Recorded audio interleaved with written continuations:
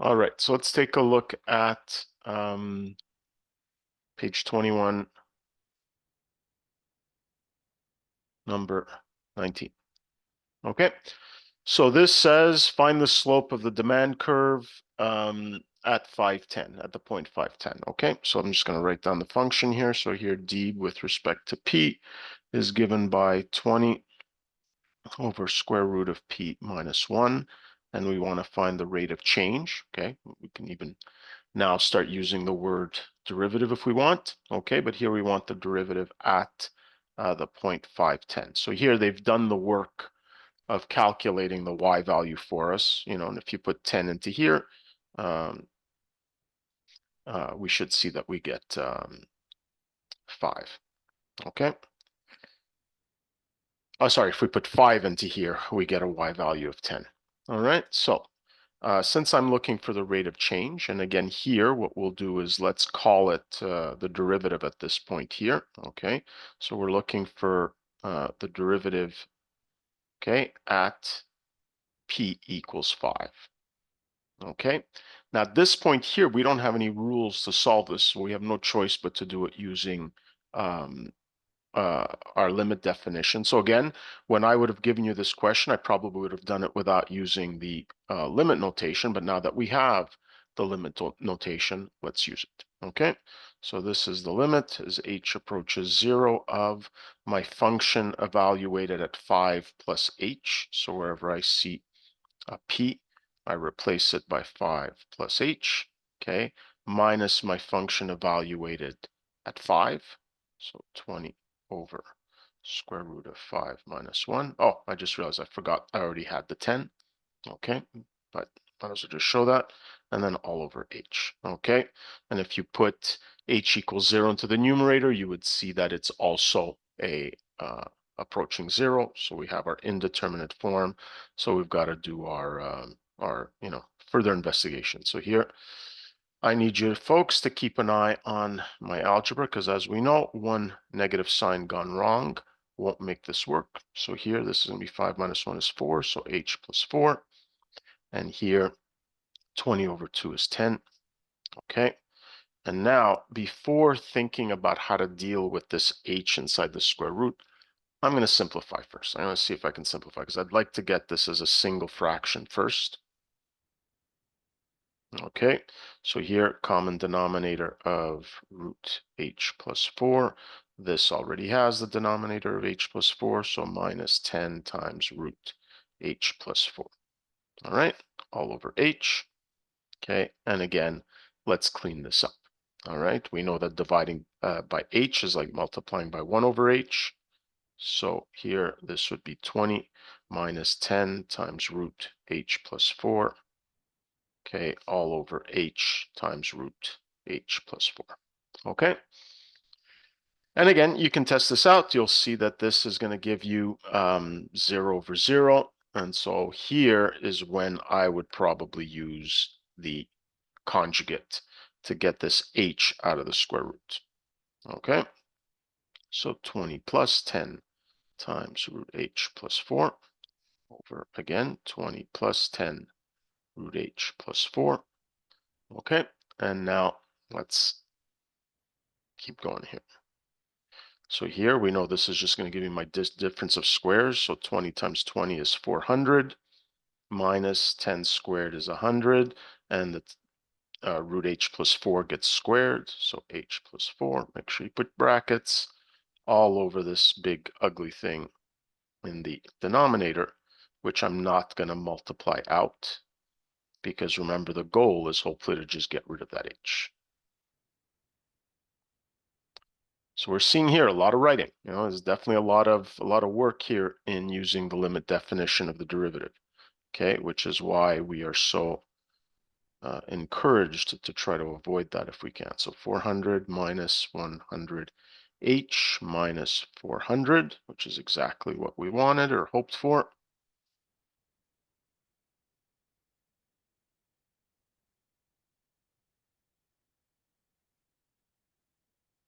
Okay, and so now I've gotten rid of the 400s. I can now reduce the h's, and now I'm able to finally uh, evaluate this limit. Okay, so now the numerator is just approaching negative 100. Okay, what is the denominator approaching? Well, this is going to be root 4 as h approaches 0, so 2. And what are we left with in the denominator here? Well, 20 plus 10 times again, root of 0 plus 4, which is just going to be another 2. And now we're just going to clean this up.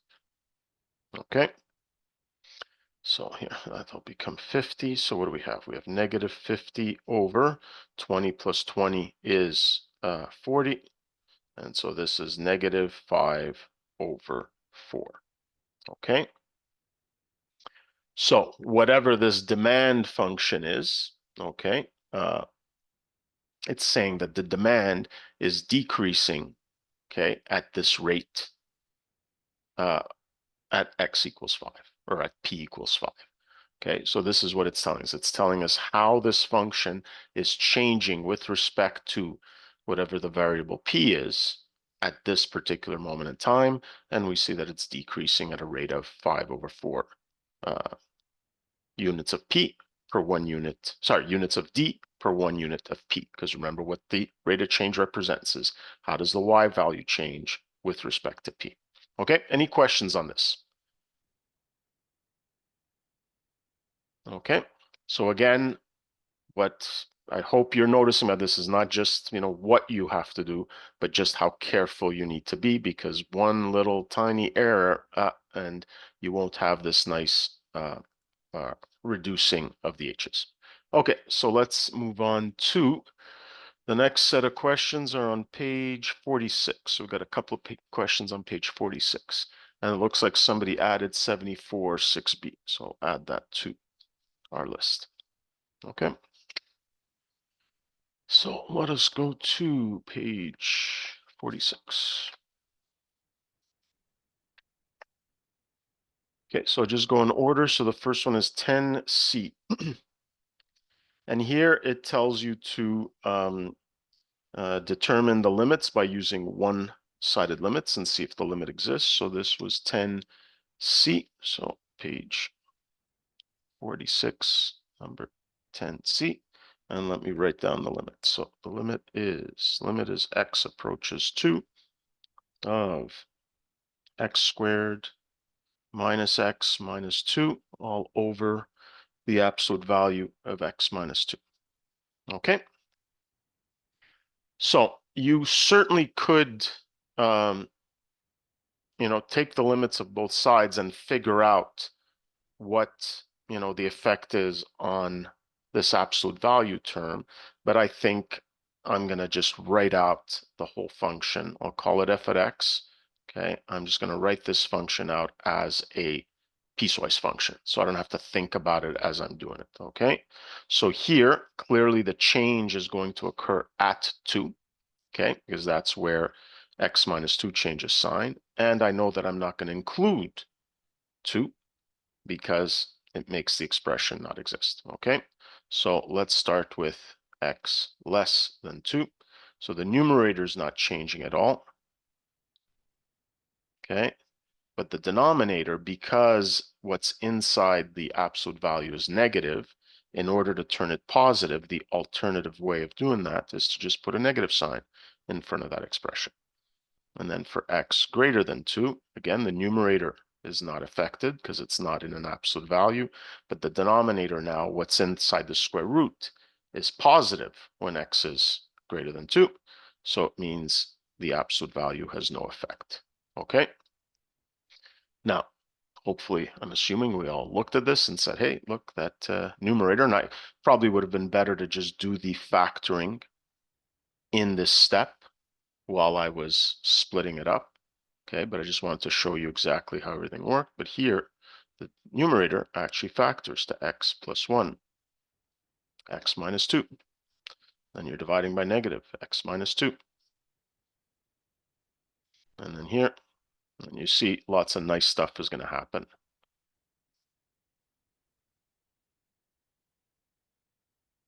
Okay, and so now this equation gets simplified quite a bit, because here the x minus 2's cancel out, so I'm just left with negative x plus 1 when x is less than 2, and then here just positive x plus 1 when x is greater than 2. Okay, so like I said, probably could have skipped this step here and gone straight to doing the factoring, okay? But now you can take the limit as x approaches 2 from the left. Again, I'll call it f at x. And since I'm taking it from the left, I'm interested in when x is less than 2. So this is the limit as x approaches 2 from the left of negative x plus 1. And this is something you can easily take the limit of. So 2 plus 1 is 3. So this is going to just mean negative 3. And then finally, if I take the limit as x approaches 2 from the right, now I'm going to be using this expression, because when x is greater than 2, which is what I'm interested in, that's what represents the function. And this is just going to be 3. So here, limit does not exist. Okay? Any question on this?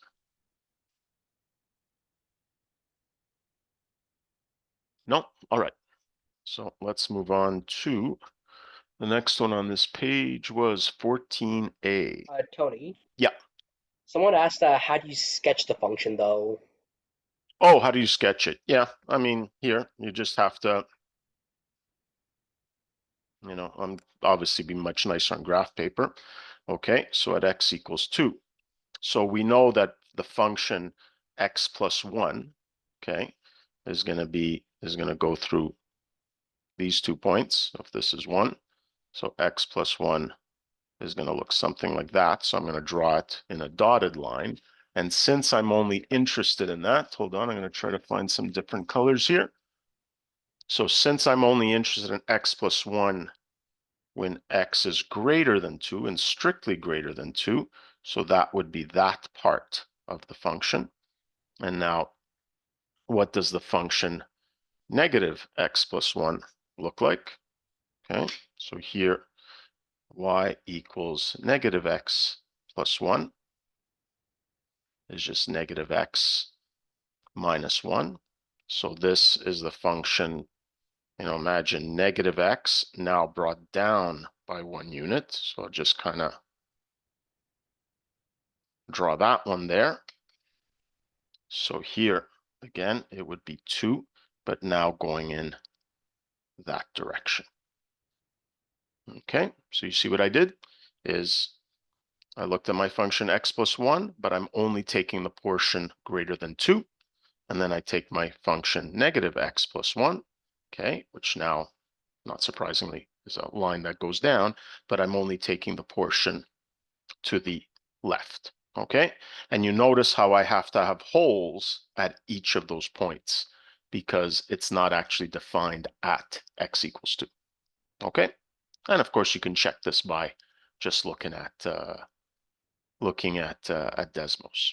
Okay, but you see how I kind of used the dotted line so I didn't have to think till afterwards exactly where things started. And once I have kind of the base function, then I can take only the part that I want. Okay, does that make sense?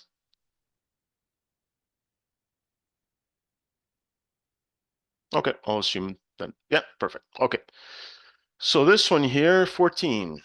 So this is page 47, number 14.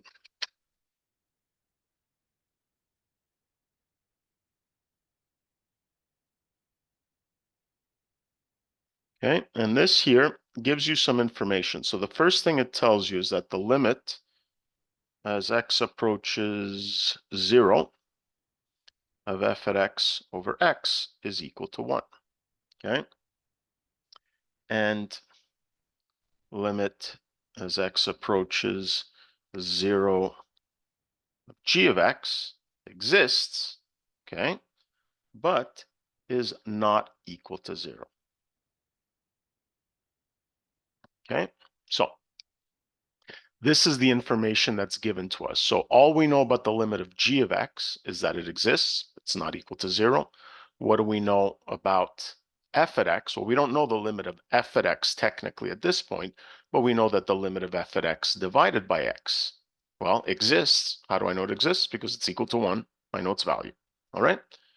And with this information, hopefully we'll be able to solve the problems that they give us. So let's take a look at A. So part A asks us to find the limit as x approaches 0 of f at x. Okay. Now, this is where we look at the information that is given. And I notice in this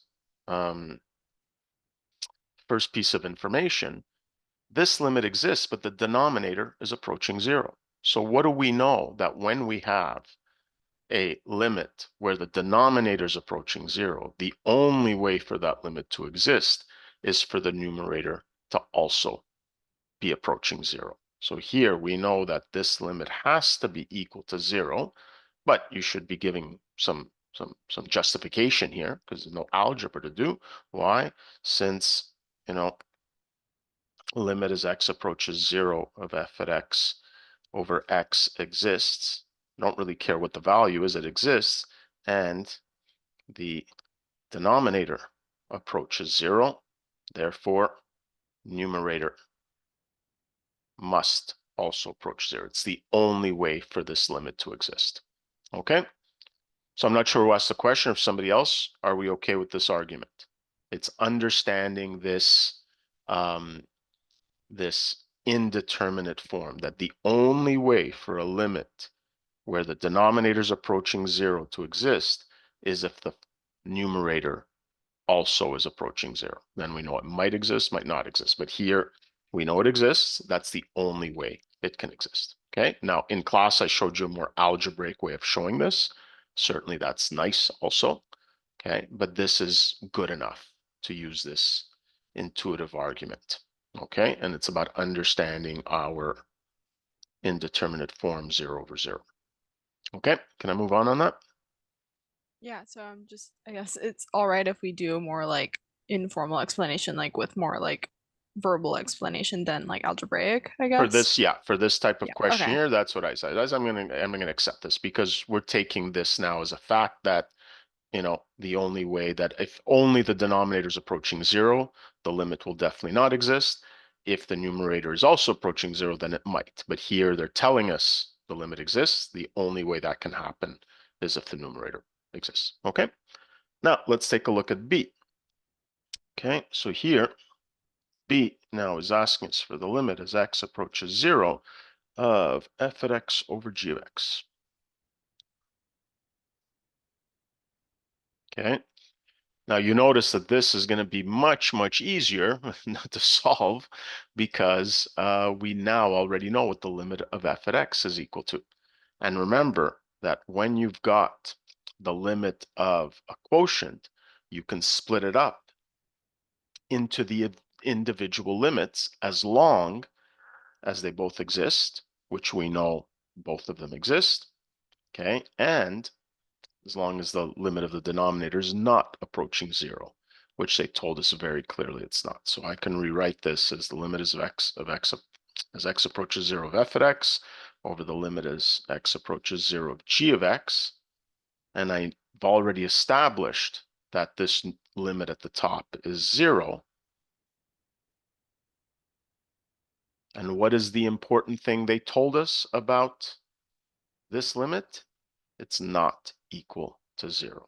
Therefore, limit as x approaches 0 of f at x over g of x is approaching 0 over some non-zero number, so equal to 0. Okay. If the denominator was also approaching 0, well, then we'd have a problem. Okay. But here they specifically told us that it's not. Okay. But we couldn't actually solve this until, you know, we had solved part A. Okay. And number 15 is, you know, a slightly more interesting version of that question. So definitely I would say number 15 is a good one to look at. All right, any questions on this?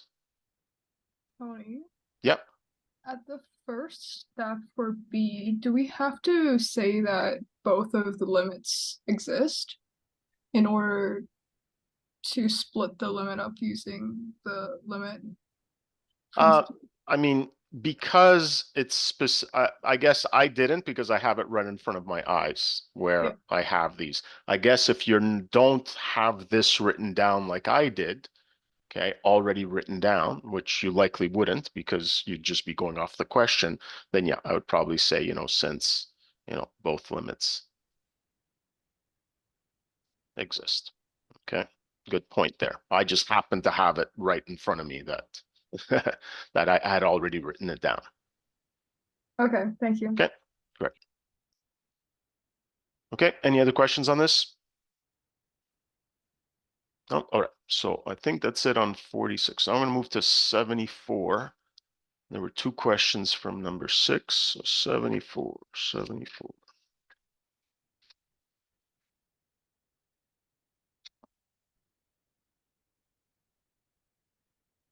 Okay, so these are going to be a little longer. So let me get another sheet of paper here.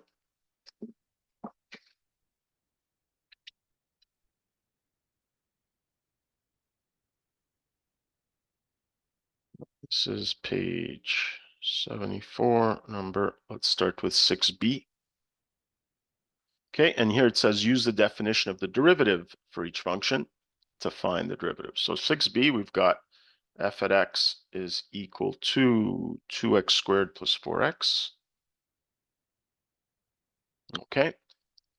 Now, given what we've seen so far, our conjectures and a couple of things that we've proved, you actually should be able to come up with the derivative of this function, okay, without having to do what we're doing. But it's nice because it means we can check that we have, that what we get is the right answer, okay? So if I want to find the derivative of f, so here now, see I'm using prime notation because f has been defined, okay? And what is the definition? Well, it's the limit as h approaches 0 of, let me write it down this time. I won't write it the next time. Let's remember what our definition is. Okay, normally I would probably go straight into writing it out. So here it's my function evaluated at x plus h. So wherever I see an x, I'd replace it by x plus h. So 2 times x plus h squared plus 4 times x plus h. You know, just for good measure, I'll put that in nice big brackets because it'll be important in the next step. Now the next part is the function evaluated at x. So 2x squared plus 4x and all over h. Okay. And now, as we know, we just have to, grind it out. Be very careful with our arithmetic here. So here 2 times. So here we have x squared plus 2xh plus h squared. Okay, here distribute the 4 plus 4x plus 4h. And here we have minus 2x squared minus 4x all over h. Okay. Okay, so now let's distribute 2x squared. And you notice here, like I'm not, like I could start to reduce these things, but I remember I don't want to even make one tiny mistake. So this is where it's not, it's not a bad idea to just take your time and write it out. Okay.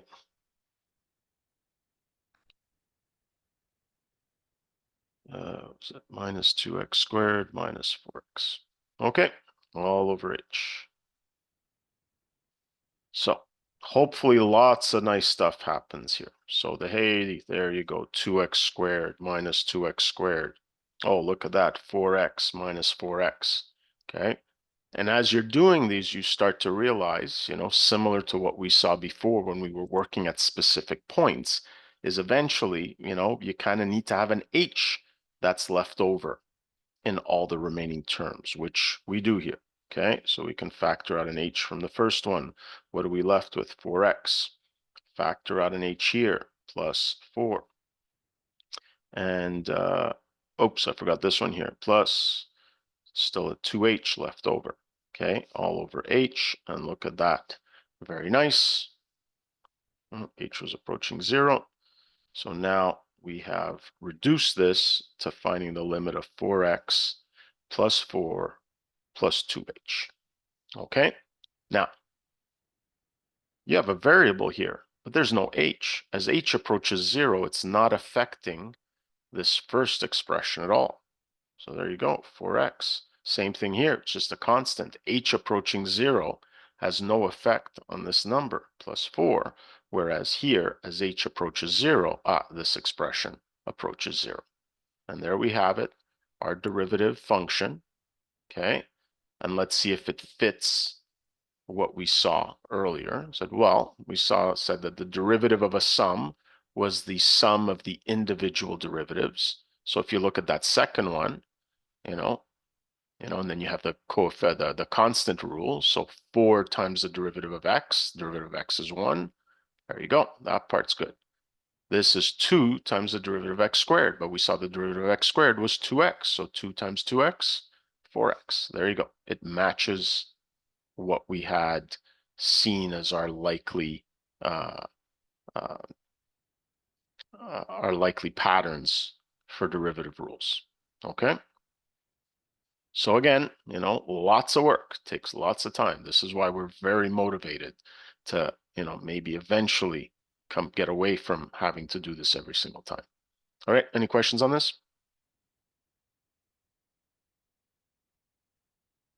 No, okay.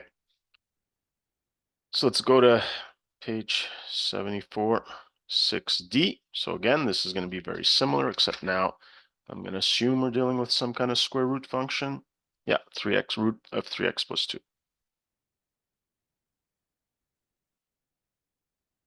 The difference here is, so we got 10 more minutes. I should be able to do this question and then we can come back on if you want for that last one.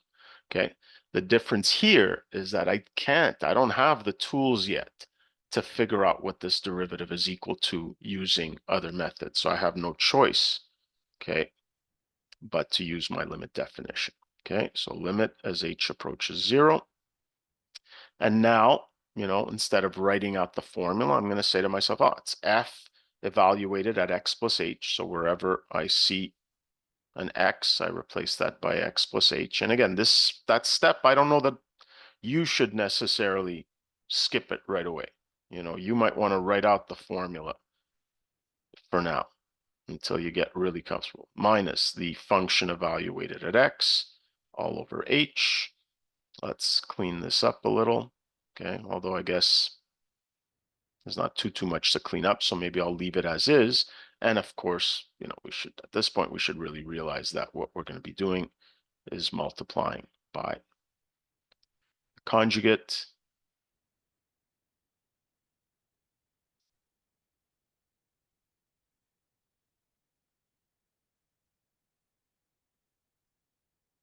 Right, and now let's see what we're left with. And by the way, notice how I am always writing my limit notation until I'm actually evaluating the limit. Okay, so this is just going to be what's inside the square root. So now let me do some simplifying. So I have 3x plus 3h plus 2. Okay, and then minus the square of these square roots. So here again, make sure put brackets around there. Do not make silly mistakes. Okay, and then all over h times this big ugly thing. Okay, so 3x plus 3h plus 2, and then here 3x plus 2. Okay, and let's see what happens. So here, since I'm running out of time, I will skip a bit. So here 3x minus 3x, 2 minus 2, and look at that. The only thing I'm left with in the numerator is the 3h. So that's going to simplify with the one in the denominator. And so now what are we left with? Just 3 over.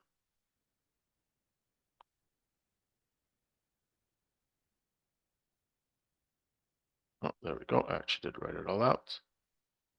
And now we're in the position to be able to evaluate this limit. Okay. So here, let's see what happens. This term goes to 0. So I'm just left with a square root of 3x plus 2. No h's here, so I'm just left with a square root of 3x plus 2. And of course, we could simplify that. At least this I do expect you to simplify. This is going to be 2 times root 3x plus 2. Okay. And I'll put in brackets just in case some people do really like to rationalize. I would just multiply numerator and denominator by square root of 3x plus 2. Okay. And so here,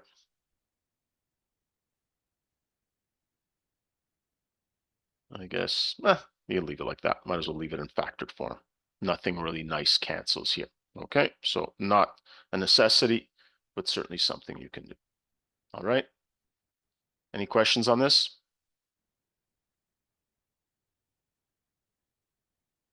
Okay, so the last one I had, or if you had any other questions, is number 13 on this page. So if you're interested, just come off this call. I'm going to stop it, and then you can just join the link again. Okay, I'll see you in a bit if interested.